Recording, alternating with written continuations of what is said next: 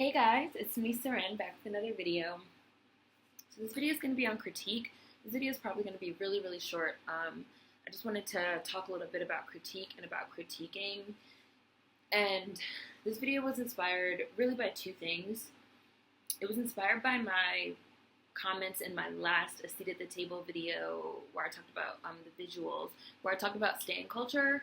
I saw a lot of you guys in the comments talking about stan culture and how a lot of stan culture has become really, really toxic, especially online and in social media, because you are not allowed to have opinions on different artists and to critique them. And as I said in that video, I don't really follow the white pop girls and stuff like that, but I really, really, really see this especially with black artists. And I think a lot of it is also because a lot of people feel like they kind of have to blindly stand for their black faves too, because we have to, a lot of people just feel like we have to blindly support black art forms, and if we're not blindly supporting it, and if we're actively critiquing it, then that means we're doing something wrong, or we're kind of betraying them, because well, they're black and they're creating art and they're doing it, so why can't you just be happy for them? Which I've had people say that to me about Kanye West and about Kendrick Lamar, which kind of was an inspiration for this video. Oh, well, why can't you just go with it? Why do you have critique? And a lot of the times, though, I feel like critique makes you a better fan, right? Being able to critique these artists and say and I don't care for those artists, but I love this artist, but here are some things that I didn't like, and I want them to do better, and I want them to, push themselves more and work harder and create better work. I feel like that's a huge part of being an artist and being a creator is, getting critique, receiving critique, and pushing yourself to be better, And you can't really do that if you're not getting critique, if all you have are these yes people around you, which I've talked about before when I've talked about Kanye West.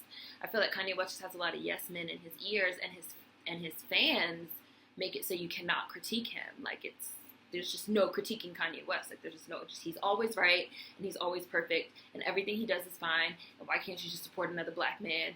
And there's just no, and if you're black, you just gotta go with it.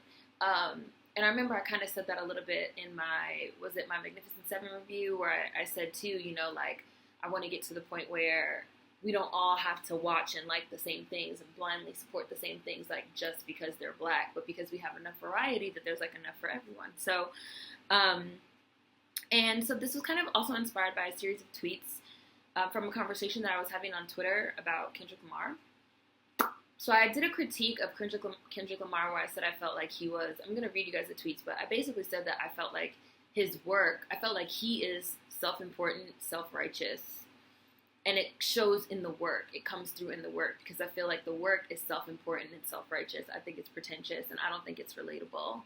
And I feel like the work has very little replay value because of that. Now, these are critiques, right? These are critiques. I'm pointing out technical aspects of the work. I'm pointing out, things that I personally have issue with that could possibly be addressed, maybe in later works, maybe if, he grows and matures as an artist, whatever. Now, that critique of his work is completely separate from my feeling like Kendrick Lamar is a coon, which I have several videos of. That's really about the technical aspect of the work that I don't like, right? And now somebody said, oh, Seren, you're hating. I was like, how am I hating? I was like, that's valid critique. That's valid critique. How am I hating? And then I said at one point, I hate to get academic on y'all. Y'all know I hate academia. I have videos on that. I was like, but to get my journalism degree, I had to take a series of criticism and review classes where I had to critique all different types of work, musical works, albums, visual art forms, television shows, movies. We had to go to all these different places and literally review works. For years, I studied criticism and review. So then I kind of got to thinking, I know how to critique work, because then I was having this conversation with this person that was like, no, that's hating, you're hating on him. And I was like, no, I'm not hating, I'm pointing out, technical issues and, problems that I had with the work that, could be improved, could be changed. That's not hating. And we got to a certain point in, this, back and forth dialogue where I said, okay, I feel like you literally don't know the difference between critique and hate, like actual hating just to hate. And then I started thinking about it, and I was like, the only reason really why I even know the difference is because I studied criticism and review in college, which that's the whole point of academia, right? Like that's the whole point of especially higher education, is to privatize thought, right? Is to privatize critical thinking, is to privatize being able to have language to talk about certain ideas and concepts, is to privatize that so that only people that have a certain amount of money that can pay for this tuition in one way or another can get into these spaces and learn these things, you know, and learn this language and learn these concepts. So I said, you know, I kind of want to make a video on this because, and I tweeted this too, like, oh, I feel like I'm giving a free crit workshop right now, because that's part of why I feel morally and kind of ethically opposed to higher education, because it's about the privatization of thought. Like, people should know about thought, critical thought, and like critical thinking should be for everyone. And like ideas and concepts about like microaggressions and like all these different types of things should be for everyone, not just for like an elite few that can like go to college, whatever. So that was also part of why I wanted to make this video. So let me read you guys these tweets. I said, hate equals fuck him, I don't like him. Whatever, you know. Critique, he's self-important and self-righteous, and so is his work. One is negative just for the sake of being negative. Fuck him, I don't like him. There's no type of critical feedback given there, right? I just don't like him. The other clearly highlights the case in point issues so they can possibly be addressed. He's self-important and self-righteous, and so is his work, is highlighting case in point issues so that they can be addressed. It's explaining specifically what I don't like about the work, and maybe if those things could change, the work would grow on me, right? That is a key difference in I'm going to read this again. Hate, fuck him, I don't like him. Critique, he's self-important and self-righteous, and so is his work. One is just negative for the sake of being negative. The other clearly highlights the case in point issues so they can possibly be addressed. That is a key difference in constructive critique versus hateful criticism. I think the work is self-important. Maybe dial back the ego to make it more accessible is valid critique, for example, right? That's a valid critique, right?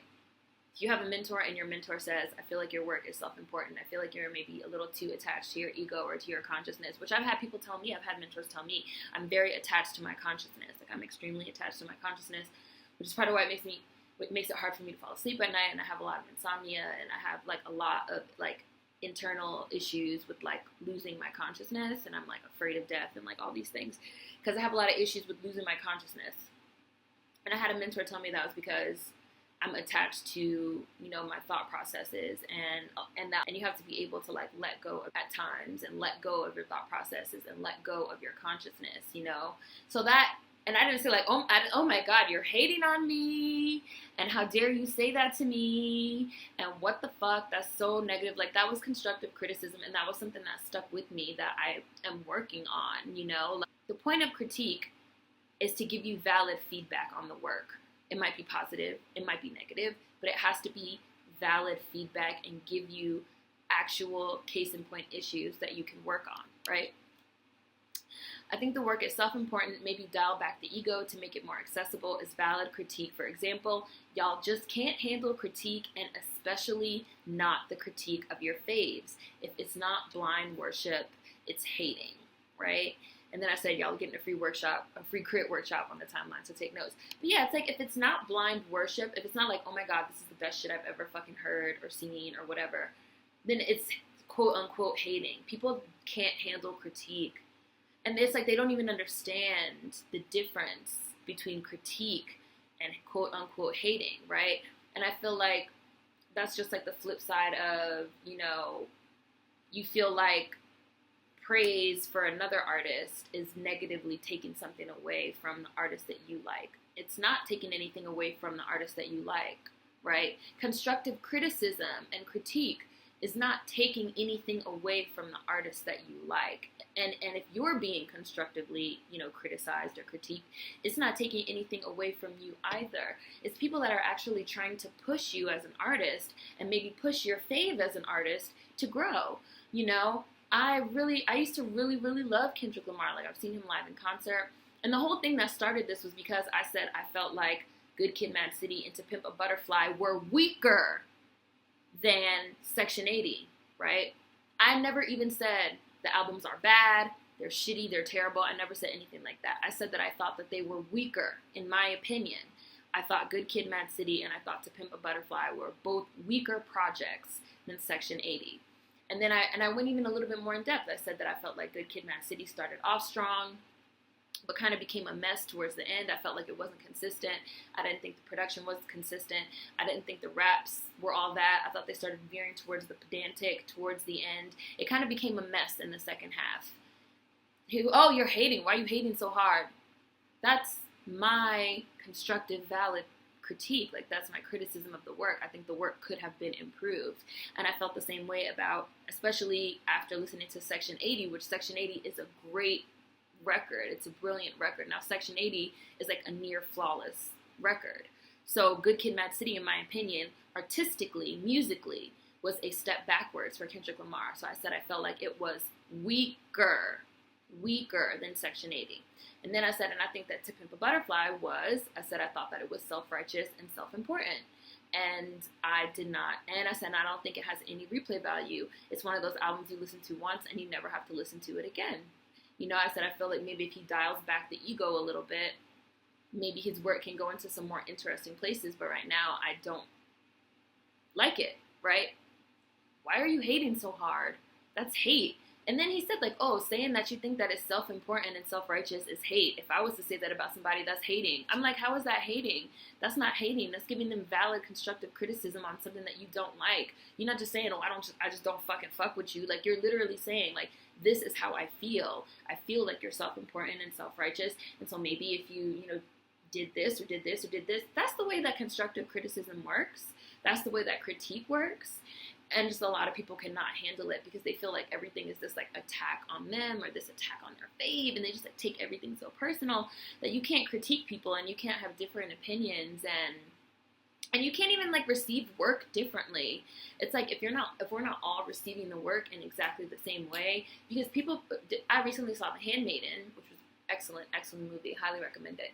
And there's a line in The Handmaiden where it says, you know, even people listening to the same story, because there's a plot line that involves reading aloud from a book for like a group of people, even people listening to the same story are going to imagine different things, right? And that's one of the beauties and the complexities of art, is that we're all able to receive it in different ways and formulate our different opinions on it. But it's like, especially in stan culture, it's like we've reached this like plateau of like we all have to like receive the work in exactly the same way and feel exactly the same way.